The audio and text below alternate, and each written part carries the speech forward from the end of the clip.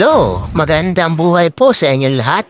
At dahil klinik mo ang video na to, hayaan mong isama kita sa ating pagsama sa panayap. Isang uri po ito ng pangisda dito sa aming bayan. So, let's go! Dito po sa aming probinsya, ay traditional na po itong tinatawag na panayap na pangisda. Parang may naamoy ako hindi maganda. Napakasimple na lang naman ang pamamaraan, no? Kailangan lang ng maraming tao para maghila ng lambat. Sumapabata, pababae man, pwede ditong sumama. Kailangan mo ng pasyensya at pagkisama sa makakasabay mo sa paghila. Huwag ka na, masilang ka eh. So, simple lang ang paraan. May dalawang magkabilang dulo. Isa, dalawa.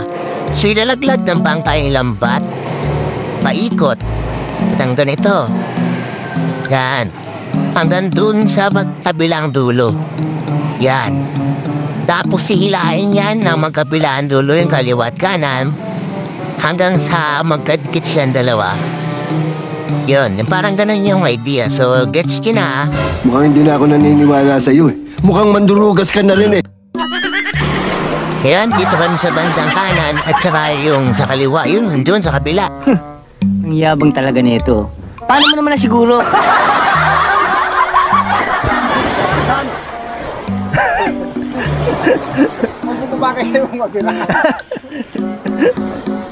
Testing lang. Yan po yung si Marijer. Yan po yung may-ari ng lambat. Yan po yung former kapitan po ng kanyang lugar dito po sa San Roque. Na napakabait na kapitan. So yan, meron po siyang ganyan lambat.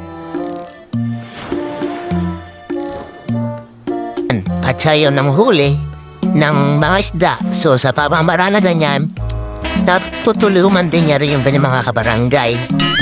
May maaasahan ka naman kaya. So medyo mahaba na rin po yung kanya nahila, no, nung bago kami tumating dyan. So okay lang naman. Yan ang huwag mong gagawin. Hindi naman maigpit na yung mga rules at makakakuha ka pa rin o mabibigyan ka pa rin ng parte mga isda. Basta't sipagan lang at dire-diretso lang ang paghila. Siyempre may konting biruan. Ganyan, ganun talaga pag yung mga magkakapilala. So ba yan, hila na hila lang. So madami na kami dyan, no? Oh, magaling! So makalipas ang matyaga na paghihila, ayan, malapit na kami. Natanaw na namin yung kalapit na namin yung kabilang dulo. So, nangahulugan lang yan na malapit na yan sa katotohanan. No!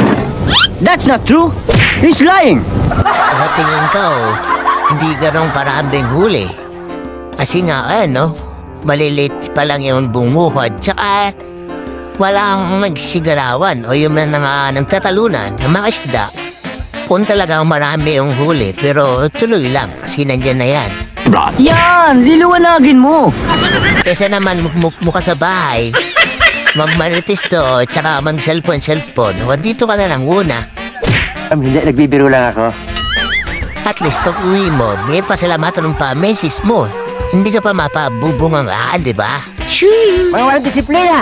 Puro kayo pang karnabal! Nakakatawa naman itong mga bata. Parang hindi nila inday yung hirap ng buhay. Hindi katulad ng mga matanda na damdam na yung hirap ng buhay pagka nagkapamilya. Gago! Gago ko! Gago ko! Gago ko! Ayan, ayun na po yung kanilang huli. So, dito pa lang, hindi naman talaga siya garong para swerte yung araw na to sa amin. May feeling akong bebinasing kayo ngayon eh. Oh, ayan. Sabi sa ating isda yan, maliit, malaki. Oy, si Sergio, muha na ng kambilawan. Okay, ito si Kuya. Tumampot ng popper fish. So, medyo delikado din ako, hindi ka marunong magluto. So, ipaubat na natin sa mga marunong. Kasi alam naman natin na meron ng mga history na nakakalason yung ganyang popper fish. So, tinignan ko din yung popper fish kasi matagal rin ako hindi nakakahawak niyan. So, sa amin tawag din na butete. Sanay mo ka. Ayun o. Eh. Huwag mo naman pakialaman yan. So ito na yung second part. Pagkatapos makuha yung mga isda. So liligpitin ulit yan ng mga sumama dito. Yan, liligpitin. So lahat ng mga hinila na galing sa dagat, ibabalik sa bangka para ulit magamit susunod na panayap. So ayan, ganun pa rin yung tema, tulong-tulong. Few inches later. Yan. So ayan, pinakahihintay na lahat. Partihan na. So punta tayo dun. Panoorin natin kung paano na ginagawa yung pagpaparte-parte. Magaling. Lalo ka nilang makukursunadaan. Okay, so ganito yung sistema ng paghihiwalay. Pares-pare po yan. Kasama yung mga malaki, maliliit, para mamaya sa partihan, pabilis lang siya. Ito yung maliit na ihon. Ayan, so habang nagpapartihan sila doon, napunta rito ay Sarge. Ito pala yung ginawa ni Sarge kanina, yung kumuha siya ng tambilawan, o, di ba? Sabi sa'yo, minekos-mekos yun na yan. Mga walang niya kayo! Ang iingay ninyo! Baka seryoso ha? Aliyom! Ubay kalipilaon. Yan ang mabubuhay.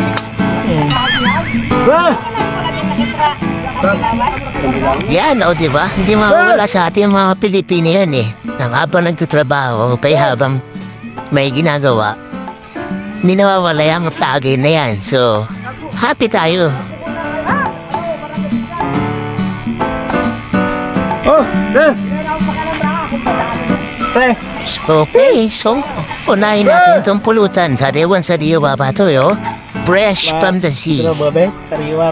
Ano? Ikihilok nga na ka lang. Sabi nila, pag namulutan ka, kailangan tumagay ka. Kaya, ayan. Anong kumukuha dyan pa rin nagsasak?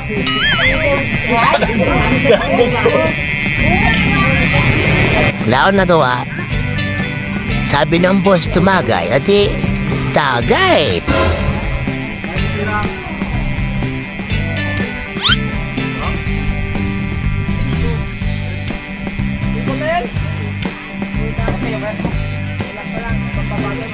Bagong experience ko to dito. So, kaya, grinab po na rin yung opportunity kasi Did you hear what I hear? It's English. Oo, pa'y kalunguyot eh. Tambilawang inihaw oh. Wow. Wala. Oo. Pa'y mabubuhay ka kalag. Papakabidyo pa ako na.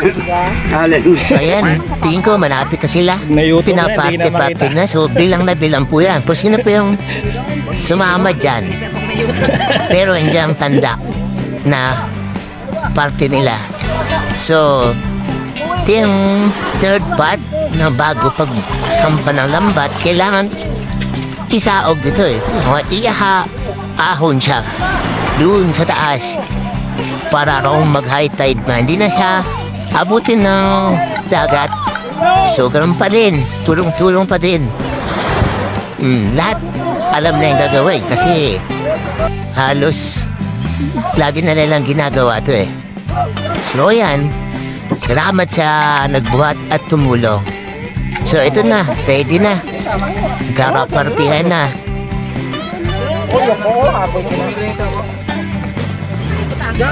Yan. O, ito, parang Lando. Ito sa'yo.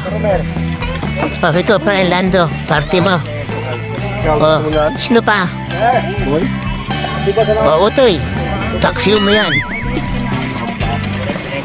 Ito kay brother, ayun na rin yan. O ito pa. Bigay mo sa asawa mo, pandi ka pagalitan. Maring Tess, see you. Romer, asa ka na Romer? O, saan naman si Romer? Romer, plastic mo. O yan, Romer. Romer, mauwi ka naman. Ito, dalawa. Tundihan pa natin, bigyan mo kay paring J. O, Marlon, yan, Marlon sa'yo. Oh, kay Marisol ito sa'yo, Marisol. Ano po tangan halo tayo po tangan yan. Ito meron ito, boy, oh? Saan ba si Buklay? Ito, Buklay, ito sa'yo. Ang isa, dahil masipag ka, sabihan natin. Kung dalawa. Oh. Ito pa, bonus, tatlo. Sama na yung Buknoy. O, ba, swerte si Buknoy. Nakaapat ka sandok. Alright, sige. Uwi ka na, Buknoy. Kape, maraming salamat dito kayo magpitalino at siya ang sama sa amin dito. Hindi ba para sa akin itong gagawin ko eh. Mark! Para saan naman yung pinaparte ng ganyan? Para sa tao pa rin yan, lalagyan niya lang yan, tapos may panos yan mamaya. Lalagyan pa rin ng panos yan, mga tig-2 piraso, 3 piraso. Kasama pa rin dyan? Oo, kasama pa rin tayo dyan, may parte pa rin tayong dalawa dyan. Ganun. Yan! Liliwanagin mo!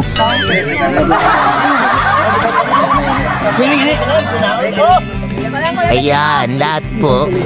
May party na naman. So, alahaulan na. So, matadagdagan pa pala yung party ko. So, tingnan natin. Alright, tapos yun boy. Bebe! Tangan! Ayan, sir, nagdoble ka na ngayon muna eh.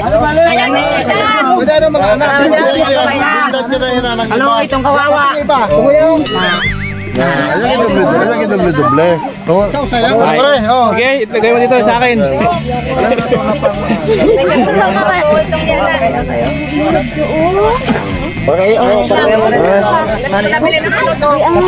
Pisa na ng irhao. Ano pa?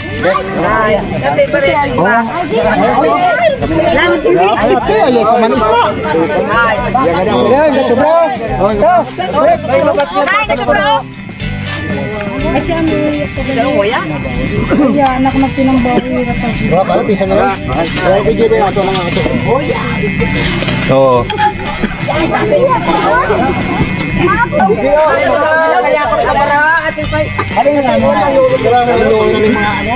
Wala sa kaling ano? Ay, may natira pa pala dyan.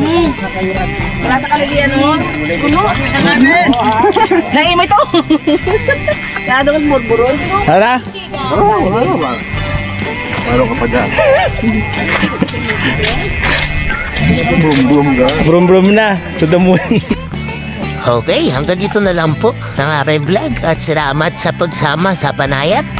So, till next time, see you in my next vlog about sa paksiw sa ibos. Bye-bye! Babayo!